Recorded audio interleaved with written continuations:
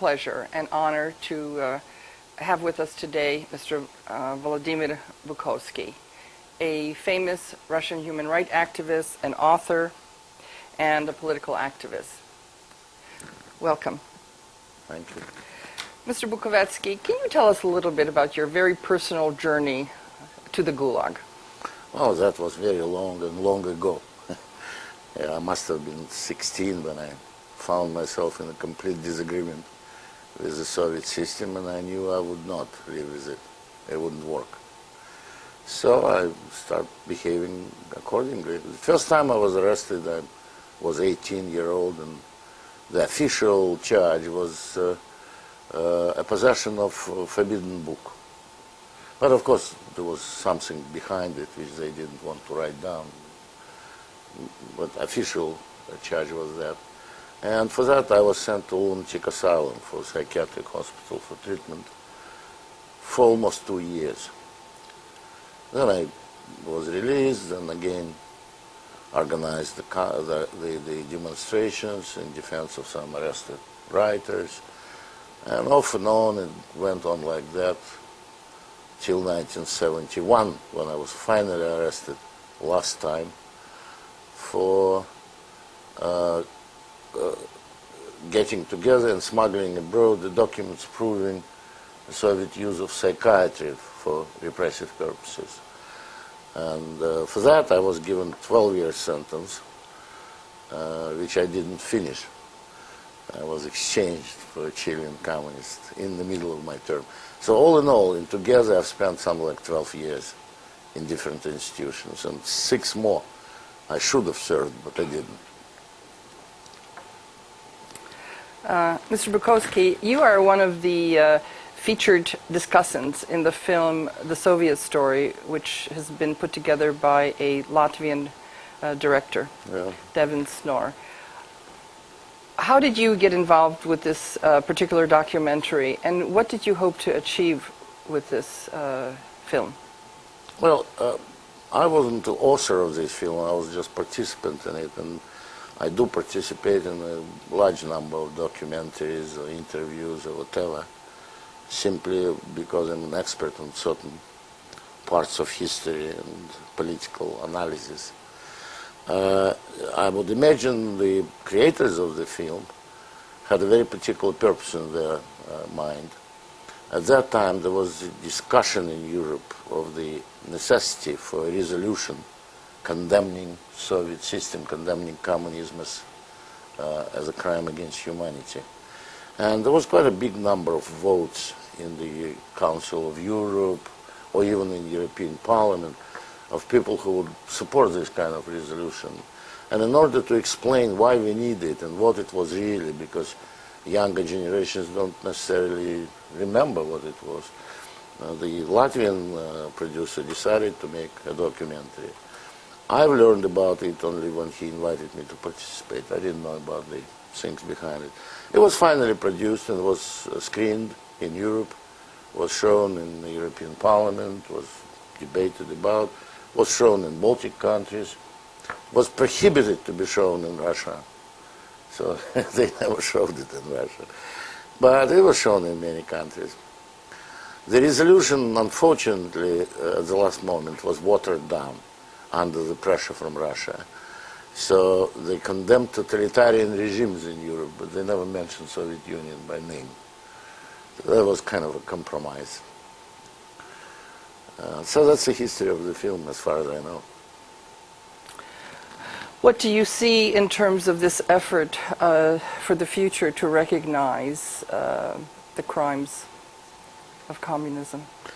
Well, I think it's one of the very important causes to pursue, because so many problems of today's Eastern Europe, or Russia in particular, stems out of that lack of knowledge of their own history and lack of understanding how much the societies were mutilated by these decades of communist rule.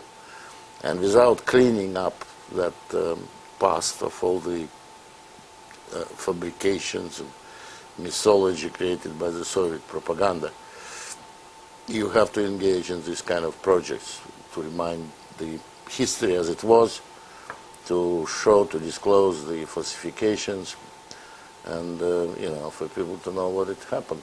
The importance of it is difficult to overestimate.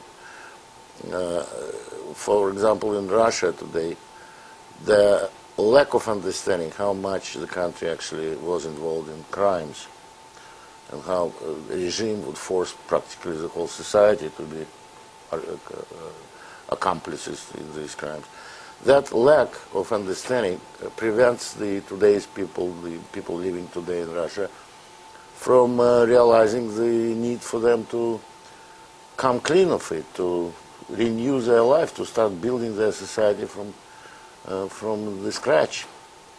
They mostly would blame anyone for collapse of Soviet Union, and they wouldn't even think how much they were contributed to it. And therefore nothing happens. There is no revival in the country.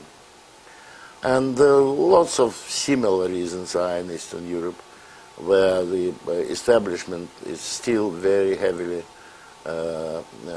penetrated by former nomenclatura, people who were occupying positions of power in the communist time, and therefore very much corrupted by it, and very often work together as some kind of mafia, preventing any democratic changes and blocking them. So it's a very significant obstacle, and the lack of clarity about the past makes it more and more difficult. Mr. Bukovsky, why do you think there is this reluctance to deal with this part of history by the West, I guess, in general? Because we are talking mostly about history. Well, the same reasons could be mentioned as the ones which prevent the people inside of these countries to come clean of their own history. It's, first of all, it's a personal involvement, and how much actually was contributed by people to the horrors of that regime. And the same with the West. I mean, how much West actually contributed to that by collaborating with the Soviet regime for one or another reason. And the West doesn't want to admit that or even to think about it. And we know that that was probably one of the reasons why Soviet regime could exist for so long. If the West would take a very critical, confrontational state, like Ronald Reagan did in the beginning of the 80s, the regime could have been finished years before. And for them it's painful, that's their mistakes, sometimes not entirely selfless mistakes. In my knowledge, the establishment in the West was pretty much involved not only in political circles, but also business circles, cultural figures. They were all involved with Moscow one way or another. And of course for them now to admit that they contributed to these crimes against humanity is a pretty unpleasant position to take. Mr. Bukovsky, when you were the 12 years you spent in the Gulag, you had many, I guess, cellmates, and some of them being, I guess, the Ukrainians. Sure. And so, can you tell us a little bit about your relations with the Ukrainians? Oh, I had very good relations with Ukrainians. I was with Levko Lukyanenko. We spent almost 2 years in the same cell in Vladimir prison. I knew quite a number of them: Svetlichny, Antonyuk, Horbal, a very long list, Pranyuk, Kalinets. I don't know what he's doing now. I haven't seen him for ages. It was at that time, among Ukrainians, it was I guess the cream of Ukrainian literature. They were the best writers at that time. They all were in jail, and we had a privilege of sharing these facilities with them. So my relations were always quite good. We discussed the future a lot, and a lot of problems which now confront, for example, Ukraine, were discussed by us in prisons and labor camps. So they are not anticipated, in a sense. Now, I understand you went to Ukraine and spoke to the Rada 1991, in September 1991, shortly before George Bush came and tried to persuade Ukraine not to separate, I actually did the opposite. I came and addressed Rada and explained to them that as a Russian, I don't see any particular problem in Ukraine separating. I mean, it's only going to be good for both of us. Have more responsibility for your own affairs, and more resources for your own things is only better for everyone. And at that time, Rada, I must say, they had dozens of former political prisoners, so I could recognize faces speaking to them of my former cellmates and campmates. So that was a very hopeful moment. We all hope that Ukraine will achieve much bigger degree of democracy than others because of that. Mr. Bukovsky, Ukraine and Russia are neighbors and of course will always be neighbors. What do you think can be done to help improve relations between Ukraine and Russia on all levels? Well, I mean, improving relations with your neighbor is always important to start with saying the truth to each other and establishing the historic truth and not trying to hold back what you might have done wrong. It's the first stage. I mean, if you want to be friends with your neighbor, you tell them, well, I was wrong, I tried to harm you, and them telling you, yes, we were also wrong and we tried to harm you. And once you say that, there is nothing hidden in your relations, so you can start them anew and be quite friendly. That's one thing. Second thing, it's important for both sides to understand that the better relations we have, the best it's going to be for both sides. You know, when Ukraine became separate, independent, and they suddenly introduced customs regulations and things like that, and the Ukrainians couldn't bring their goods to Russia to sell, I thought, Jesus, we didn't mean that. That wasn't the idea for which we were in jail. And the idea was freedom of trade, freedom of movement. Yes, separate countries, separate administrations, whatever politics you might like to pursue is your business.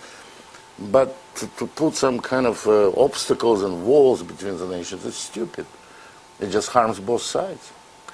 So that was kind of unexpected performance on the part of both countries. So that's another thing you have to start. You have to understand that you have to be beneficial for each other. It's not going to be me doing better at your expense. It's going to be better for both. That's the approach. And don't hide anything. Be open. Don't be afraid of saying. I mean, I remember Soviet time, and we had all kind of jokes. Russians about Georgians, Georgians about Armenians, Ukrainians about Russians, Russians about Estonians, and all of us about Jews, and Jews about us. And that was never perceived as insulting or offensive. It was fun. And actually, it helped to discharge any tension which authorities deliberately tried to build up. They quite often would stir up national difficulties, differences, in order to profit on that. The honest humor, honest jokes would always discharge this tension. And that's probably why we never start killing each other, because at the critical moment people would start remember the jokes about each other and rather laugh than do anything stupid. So I don't see any reason why should the Russians and Ukrainians have bad relations. I mean, we have so much in common. We have such a huge number of intermarriages, a common history for hundreds of years. We have to be honest with all that, you know. We have to admit something was wrong here and something was done wrong here, which is not painful. I mean, the more open you are, the easier it is. So I don't see any reason why it should be otherwise. As far as separation is concerned, people don't understand. Many people live by traditions of 19th centuries. They don't understand that the time of empires has passed. That empires are not to your benefit anymore. British was the first to just give it away. You know, they just agreed voluntarily to part with the empire, and they only benefited from that. And then other nations followed. It's not a time for empires, it's a different time. When you have the smaller unit you have, the more profitable it is. Look at Hong Kong. I mean, Hong Kong is a tiny place. But at one point it was richer than the whole huge Chinese Republic. That shows you how little meaning the space has now. The countries are not richer just because they're bigger. They're richer because they're smarter, because they develop further intensively technology and things like that. So separation I was always perceived empire as an obstacle to our freedom as well.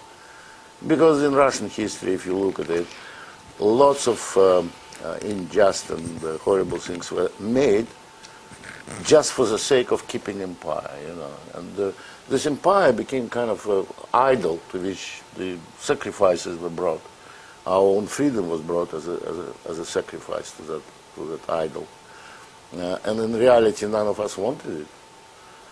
So my attitude to empires as such was always negative, and that's why when the time came, I felt quite comfortable with the idea of Baltic countries becoming independent, Ukraine, Caucasus, Central Asia. I didn't feel any particular loss for myself on that.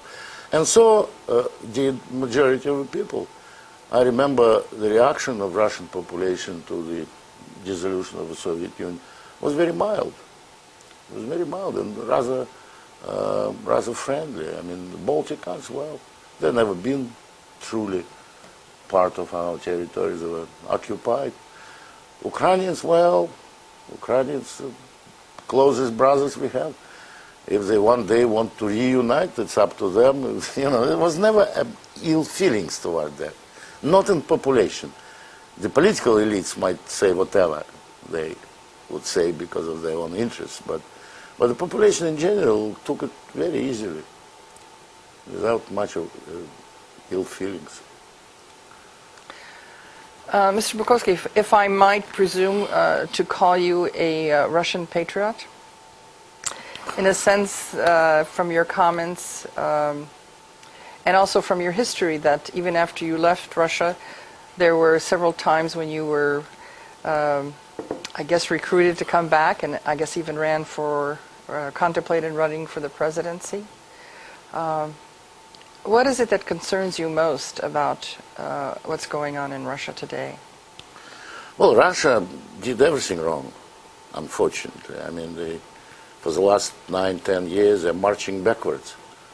Instead of building democratic institutions, they're dismantling them.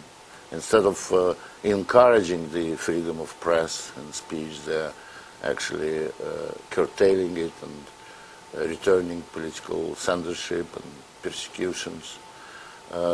Instead of building up good relations with neighbors, they actually raise up tension and behave rather aggressively, and trying to recreate a former sphere of influence, which is not going to be to the benefit of Russia or any neighbor.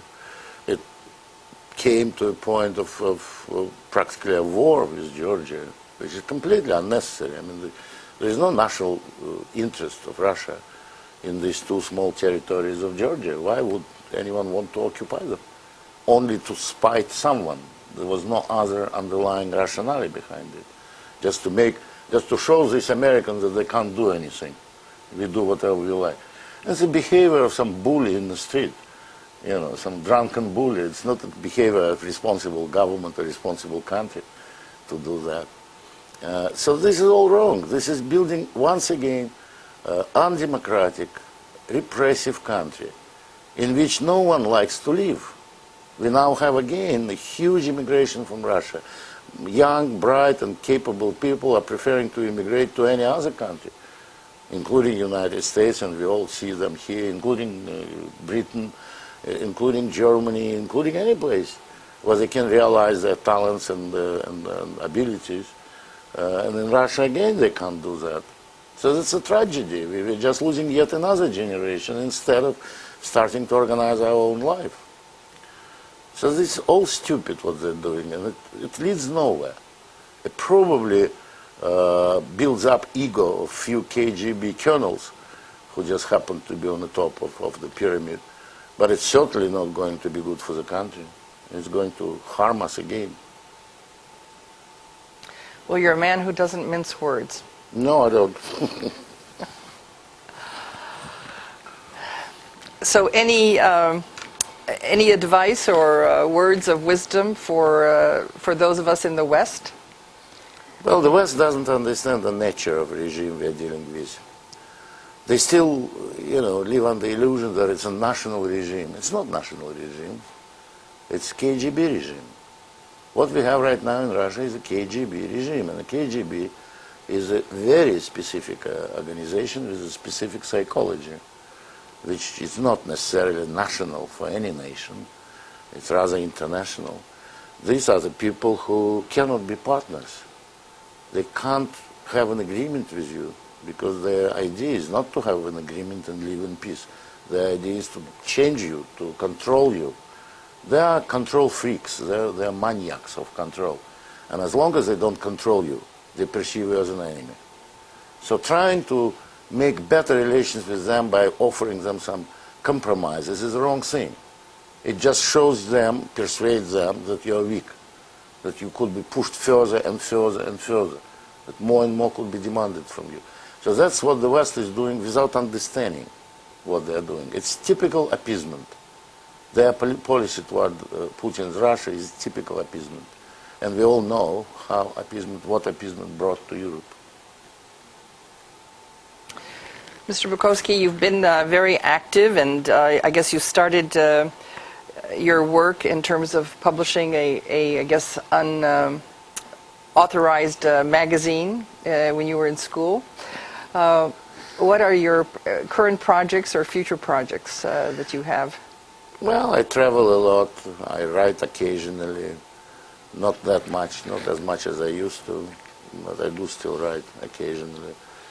I go to Eastern Europe very often, whenever I can give them advice, particularly about the Western influence and what part of it is good for them and what part is not.